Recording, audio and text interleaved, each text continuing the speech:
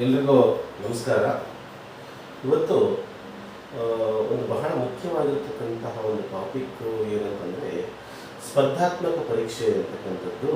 ಈ ಸ್ಪರ್ಧಾತ್ಮಕ ಪರೀಕ್ಷೆಗೆ ಅಧ್ಯಯನ ಹೇಗೆ ಅಥವಾ ಮುಖ್ಯವಾಗಿ ಏನಂತಂದಾಗ ಇವತ್ತು ಓದುವುದು ಹೇಗೆ ಅಂತಕ್ಕಂತಹ ವಿಷಯವನ್ನು ಚರ್ಚೆ ಮಾಡೋಣ. ಇವತ್ತು ಓದೋ ಸಂದರ್ಭದಲ್ಲಿ ಅನೇಕ ರೀತಿಯಾಗಿರ್ತಕ್ಕಂಥ ಸಮಸ್ಯೆಗಳು ಕಂಡುಬರ್ತವೆ. ಮುಖ್ಯವಾಗಿ ಕಂಡುಬರ್ತಕ್ಕಂಥದ್ದು ಯಾವಾಗ ನಾವು ಓದಲಿಕ್ಕೆ ಸ್ಟಾರ್ಟ್ ಮಾಡ್ತೀವಿ ನೋಡ್ರಿ, ಆ ಓದಲಿಕ್ಕೆ ಸ್ಟಾರ್ಟ್ ಮಾಡಿದಾಗ ಕಂಡುಬರ್ತಕ್ಕಂತಹ ಪ್ರಮುಖವಾಗಿರ್ತಕ್ಕಂಥ ಅಂಶಗಳು ಏನು ಅಂತಂದಾಗ ಮೊದಲನೇದಾಗಿರ್ತಕ್ಕಂಥದ್ದು ಏನು ಅಂತಂದಾಗ ಏಕಾಗ್ರತೆಯ ಕೊರತೆ ಅಂತಕ್ಕಂಥದ್ದು. ಯಾವುದು ಅಂತಂದಾಗ ಏಕಾಗ್ರತೆಯ ಕೊರತೆ ಅಂತಕ್ಕಂಥದ್ದು. ಈ ಒಂದು ಏಕಾಗ್ರತೆಯ ಕೊರತೆ ಅಂತಂದಾಗ ಇದಕ್ಕೆ ಏನು ಮಾಡಬೇಕು, ಏಕಾಗ್ರತೆ ಆಗಬೇಕು ಅಂತಂದರೆ ಏನು ಮಾಡಬೇಕು ಅಂತಕ್ಕಂಥದ್ದು. ಏಕಾಗ್ರತೆ ಬೇಕು ಅಂತಂದಾಗ ನಾವು ಓದೋ ವಿಷಯದಲ್ಲಿ ಅಲ್ಲೇ ಇರಬೇಕು.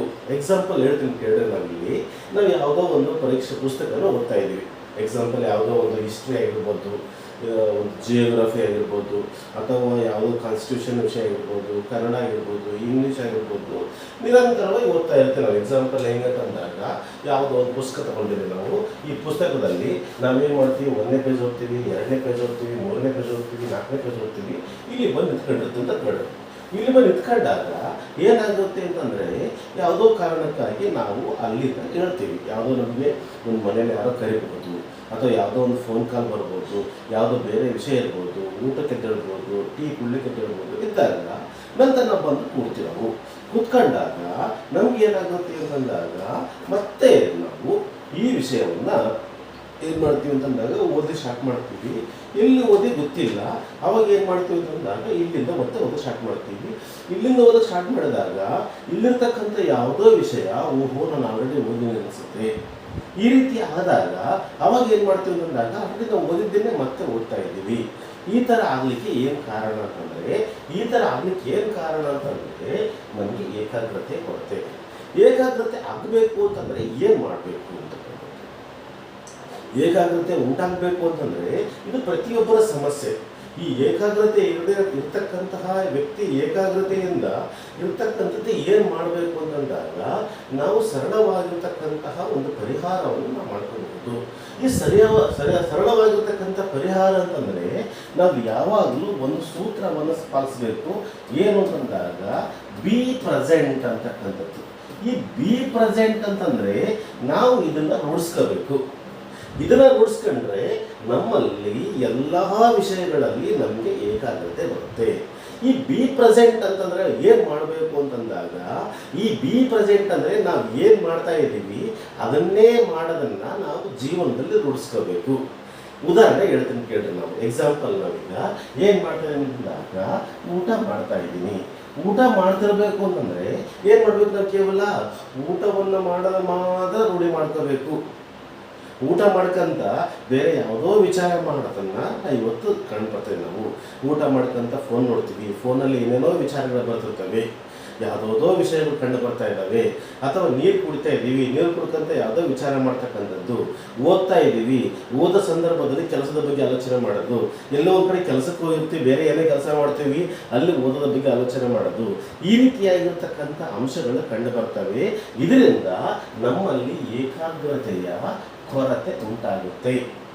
ಇದರಿಂದ ಏಕಾಗ್ರತೆ ಕರ್ತವ್ಯ. ಹಂಗಾಗಿ ನಾವು ಇದನ್ನು ರೂಢಿಸ್ಕೋಬೇಕು. ಯಾವುದು ಅಂತಂದಾಗ ಬಿ ಪ್ರೆಸೆಂಟ್ ಅಂತಕ್ಕಂಥದ್ದು. ಈ ಬಿ ಪ್ರೆಸೆಂಟನ್ನು ನಾವು ರೂಢಿಸ್ಕೊಂಡ್ರೆ ನಮ್ಮಲ್ಲಿ ಏಕಾಗ್ರತೆ ಉಂಟಾಗಲಿಕ್ಕೆ ಅನುಕೂಲ ಆಗುತ್ತೆ. ಏನು ಬಿ ಪ್ರೆಸೆಂಟನ್ನು ಮಾಡಬೇಕು ಅಂತಂದರೆ ಏನು ಮಾಡಬೇಕು? ಈ ಬಿ ಪ್ರೆಸೆಂಟನ್ನು ಮಾಡಬೇಕು ಅಂತಂದರೆ first we go to the ಏನು ಅಂತಂದಾಗ ನಾವು ಕಡ್ಡಾಯವಾಗಿ ಏನು ಮಾಡಬೇಕು ಅಂತಂದಾಗ ಇದು ಮುಖ್ಯವಾಗಿರ್ತಕ್ಕಂಥ ಸಂಗತಿ. ಯಾವುದು ಅಂತಂದಾಗ ಮೆಡಿಟೇಷನ್, ಧ್ಯಾನವನ್ನು ಮಾಡಬೇಕು. ಧ್ಯಾನ ಮಾಡಬೇಕು ಅಂತಂದರೆ ನಮ್ಮಲ್ಲಿ ಎಷ್ಟೋ ವಿದ್ಯಾರ್ಥಿಗಳಿಗೆ ಒಂದು ಸಮಸ್ಯೆ, ಪ್ರತಿಯೊಬ್ಬ ವ್ಯಕ್ತಿಗೆ ಇದು ಸಮಸ್ಯೆ. ಧ್ಯಾನ ಯಾಕೆ ಮಾಡಬೇಕು? ಧ್ಯಾನ ಯಾಕೆ ಮಾಡಬೇಕು ಅಂತಂದರೆ ಇಲ್ಲಿ ಧ್ಯಾನ ಅಂತಕ್ಕಂಥದ್ದು ವ್ಯಕ್ತಿ ತನ್ನನ್ನು ತಾನು ಇರತಕ್ಕಂಥದ್ದು ಕಂಡುಬರುತ್ತೆ. ನಾವು ಧ್ಯಾನ ಅಂತಕ್ಕಂಥದ್ದು ಅದೊಂದು ಮೌನ. ಹೆಂಗ ಮೌನ ಅಂತಂದಾಗ ಒಂದು ಇನ್ನರ್ ಟಾಕಿಂಗ್ ಅಂತ ಕರಿತೀವಿ ನಾವು. ವ್ಯಕ್ತಿ ತನ್ನೊಳಗೆ ತಾನು ಮಾತಾಡ್ತಕ್ಕಂಥ ಏಕೈಕ ಒಂದು ಯಾವುದೋ ಒಂದು ಸಾಧನ ಅಂತಂದರೆ ಅದಕ್ಕೇನು ಕರಿತೀವಿ ಅಂತಂದಾಗ ಧ್ಯಾನ ಅಂತ ಕರಿತೀವಿ ನಾವು. ಈ ಧ್ಯಾನ ಮಾಡೋದ್ರ ಮೂಲಕ ಈ ಧ್ಯಾನ ಮಾಡಕ್ಕೆ ಕುಂತ್ಕೊಂಡಾಗ ಫಸ್ಟು ಎಷ್ಟೋ ವಿದ್ಯಾರ್ಥಿಗಳಿಗೆ ಇರ್ಬೋದು, ಯಾವುದೇ ವ್ಯಕ್ತಿಗಳಿಗೆ ಆಗಿರ್ಬೋದು, ಧ್ಯಾನ ಮಾಡೋಕ್ಕೆ ಅಂತಂದಾಗ ಅಟ್ಲೀಸ್ಟ್ ಏನು ಮಾಡಬೇಕು ಅಂತಂದಾಗ ಈ ಒಂದು ಕಣ್ಣು ಮುಚ್ಕೊಂಡು ಸುಮ್ಮನೆ ಕೂಡಬೇಕು. ಕಣ್ಣು ಮುಚ್ಕೊಂಡು ಸುಮ್ಮನೆ ಕೂತ್ಕೊಂಡಾಗ ಕನಿಷ್ಠ ನಾವು ಕೂಡೋದನ್ನು ರೂಢಿ ಮಾಡ್ಕೋಬೇಕು. ನಾವು ಕೂತ್ಕೊಂಡಾಗ ಅನೇಕ ರೀತಿಯಾಗಿರ್ತಕ್ಕಂಥ ಥಾಟ್ಸ್ ಬರ್ತವೆ. ಆ ಥಾಟ್ಸ್ ಏನು ಮಾಡಬೇಕು, ಬರಲಿ ಹೋಗ್ಲಿ ತಲೆ ಕೆಡಿಸ್ಕೋಬಾರ್ದು. ನಾವು ಒಂದು ಕಂಡೀಷನ್ ಮಾಡ್ಕೋಬೇಕು. ಎಷ್ಟು ಕಂಡೀಷನ್ ಅಂತಂದಾಗ ಎಕ್ಸಾಂಪಲ್ಲು, ಈಗ ಯಾವುದೋ ಒಬ್ಬ ವಿದ್ಯಾರ್ಥಿ ಕೂತ್ಕೊಂಡಿದ್ದಾನೆ, ಯಾವುದೋ ವ್ಯಕ್ತಿ ಕೂತ್ಕೊಂಡಿದ್ದಾನೆ, ಅವನಿಗೆ 25 ವರ್ಷ ಇದ್ದಾವೆ. ಅವನು ಕನಿಷ್ಠ ದಿನಕ್ಕೆ 25 ನಿಮಿಷ ಕೂಡೋದು ಕಲ್ಕೋಬೇಕು. 25 ನಿಮಿಷ ಕೂತ್ಕೊಂಡ್ರೆ ಅವಾಗ ಏನಾಗುತ್ತೆ ಅಂದರೆ, ಯಾಕೆ 25 ನಿಮಿಷ ಅಂತಂದರೆ ಆ ವ್ಯಕ್ತಿಯ ಒಂದು ಮನಸ್ಸು ಅಷ್ಟರ ಮಟ್ಟಿಗೆ ಏನಾಗಿರುತ್ತೆ ಅಂತಂದಾಗ ಒಂದು ಡೈವರ್ಟ್ ಆಗಿರುತ್ತೆ. ಅಟ್ಲೀಸ್ಟ್ ಮಕ್ಕಳೆಲ್ಲ ಆ ಥರ ಸಮಸ್ಯೆ ಇಲ್ಲ. ಇವತ್ತು ಮಕ್ಕಳಿಗೆ ಸುಮಾರು ಒಂದು 10 ವರ್ಷದ ಮಗುವಿಂದಾಗ ಅವ್ನ ಮನಸ್ಸು ಅಷ್ಟು ಏನಾಗಿಲ್ಲ ಅಂತಂದಾಗ ಡೈವರ್ಟ್ ಆಗಿರೋಂಗಿಲ್ಲ. ವ್ಯಕ್ತಿ ಅಂತಕ್ಕಂಥವ್ರು ಇದನ್ನು ಹೇಳ್ತೀವಿ ನಾವು, ಧ್ಯಾನ ಎಷ್ಟೊತ್ತು ಮಾಡಬೇಕು ವ್ಯಕ್ತಿ ಅಂತಂದಾಗ ಅವ್ನಿಗೆ ಎಷ್ಟು ವಯಸ್ಸಿರುತ್ತೆ ಅಷ್ಟು ಸಮಯ ಮಾಡಬೇಕು ಅಂತಂದಾಗ ಧ್ಯಾನ ಮಾಡಬೇಕು. ಈ ಧ್ಯಾನವನ್ನು ಎಷ್ಟು ದಿನ ಮಾಡಬೇಕು ಅಂದಾಗ ನಿರಂತರ ಕನಿಷ್ಠ 21 ದಿನ ನಾವು ಮಾಡಿದರೆ ಅಲ್ಲಿ ಏನಾಗುತ್ತೆ ಅಂತಂದಾಗ ನಮಗೆ ಏಕಾಗ್ರತೆಯ ಮಟ್ಟ ಬೆಳೆಯುತ್ತೆ. ಇಲ್ಲಿಗೆ ಸಾಕಾಗಲ್ಲ. ನಮಗೆ ಇವತ್ತು ಏಕಾಗ್ರತೆ ಬರಬೇಕು ಅಂತಂದರೆ ನಾವೇನು ಮಾಡಬೇಕು ಅಂತಂದಾಗ ಯಾವಾಗಲೂ ಬಿ ಪ್ರೆಸೆಂಟ್. ನಾವು ಓದೋ ಸಂದರ್ಭಗಳಲ್ಲಿ ಬೇರೆ ಯಾವುದೋ ವಿಚಾರಗಳು ಬಂದರೆ ಒಂದು 3 ಸರಿ ದೀರ್ಘವಾಗಿ ಉಸಿರನ್ನು ತಗೊಳ್ಳೋದು, ಉಸಿರನ್ನು ಬಿಡೋದು. ಈ ಥರ ಮಾಡೋದ್ರ ಮೂಲಕ ನಾವೇನು ಮಾಡ್ಬೋದು ಅಂತಂದಾಗ ಪ್ರೆಸೆಂಟಿಗೆ ಬರ್ಬೋದು. ಈ ಥರ ನಾವು ಏಕಾಗ್ರತೆಯನ್ನು ರೂಢಿಸ್ಕೊಳ್ಳಿಕ್ಕೆ ಏನಾಗುತ್ತೆ ಅಂತಂದಾಗ ಅನುಕೂಲ ಆಗುತ್ತೆ. ಈ ಥರ ನಾವು ಮಾಡಿದರೆ ಏನಾಗಬಹುದು ಅಂತಂದಾಗ ನಾವು ಓದ್ತಕ್ಕಂತಹ ವಿಷಯ ನಮಗೆ ಅನುಕೂಲ ಆಗುತ್ತೆ. ಹಾಗಾಗಿ ನಾವು ಈ ಒಂದು ಓದೋ ಸಂದರ್ಭದಲ್ಲಿ ಉಂಟಾಗ್ತಕ್ಕಂತಹ ಮೊಟ್ಟ ಮೊದಲ ಮೂಲ ಸಮಸ್ಯೆ ಯಾವುದು ಅಂತಂದಾಗ ನಾವು ಎಷ್ಟೊತ್ತು ಓದ್ತೀವಿ ಇಂಪಾರ್ಟೆಂಟ್ ಅಲ್ಲ, ಎಷ್ಟು ಸಮಯ ಪುಸ್ತಕ ಇಟ್ಕೊಳ್ತೀವಿ ಇಂಪಾರ್ಟೆಂಟ್ ಅಲ್ಲ, ಆ ಓದುವ ಸಮಯದಲ್ಲಿ ಕ್ವಾಲಿಟಿ ಟೈಮನ್ನು ಎಷ್ಟು ಕೊಟ್ಟಿದ್ದೀವಿ. ಓದೋ ಸಂದರ್ಭದಲ್ಲಿ ಕ್ವಾಲಿಟಿ ಟೈಮನ್ನು ಎಷ್ಟು ಕೊಟ್ಟಿದ್ದೀವಿ ನಾವು. ಇಲ್ಲಿ ಮುಖ್ಯವಾಗಿ ಏನು ಅಂತಂದಾಗ quality is very important. Quality time ಅಂತಂದರೆ ನಾವು ಓದ್ತಾ ಇದ್ದೀನಿ, ನಾನು ದಿನಕ್ಕೆ 4 ಅವರ್ಸ್ ಓದ್ದೆ ಇಂಪಾರ್ಟೆಂಟ್ ಅಲ್ಲ. ಆ 4 ಅವರ್ಸ್ನಲ್ಲಿ ಕ್ವಾಲಿಟಿ ಟೈಮ್ ಎಷ್ಟು ಅದನ್ನು ಅರ್ಥ ಮಾಡ್ಕೋಬೇಕು ನಾವು. 4 ಅವರ್ಸ್ ಕೂತ್ಕೊಂಡಿದ್ದೀನಿ, ಆ ಕೂತ್ಕೊಂಡ ಸಂದರ್ಭದಲ್ಲಿ ತಲೆಯಲ್ಲಿ ಏನೇನೋ ವಿಚಾರಗಳು ಬರ್ತಾ ಇದ್ದಾವೆ, ಬೇರೆ ಏನೋ ಬರ್ತವೆ, ಅದು ಲಾಭ ಇಲ್ಲ. ಇಲ್ಲೇನಂದಾಗ ಓದುವ ಸಂದರ್ಭದಲ್ಲಿ ಕ್ವಾಲಿಟಿ ಟೈಮ್ ಎಷ್ಟು ಕೊಟ್ಟಿದ್ದೀವಿ ಅದು ನಮಗೆ ಒಂದೇನಾಗುತ್ತೆ ಅಂದಾಗ ಮ್ಯಾಟರ್ ಆಗುತ್ತೆ. ನಾವು ಕ್ವಾಲಿಟಿ ಟೈಮನ್ನು ನಾವು ಅದರಲ್ಲಿ ಓದಲು ತೊಡಗಿಸ್ಬೇಕು ಅಂತಂದರೆ ಅಲ್ಲಿ ಏನಾಗುತ್ತೆ ಅಂತಂದಾಗ ಅದಕ್ಕೆ ಮುಖ್ಯವಾಗಿರ್ತಕ್ಕಂಥ ಅಂಶ ಏನಂದಾಗ ಏಕಾಗ್ರತೆಯ ಮಟ್ಟ.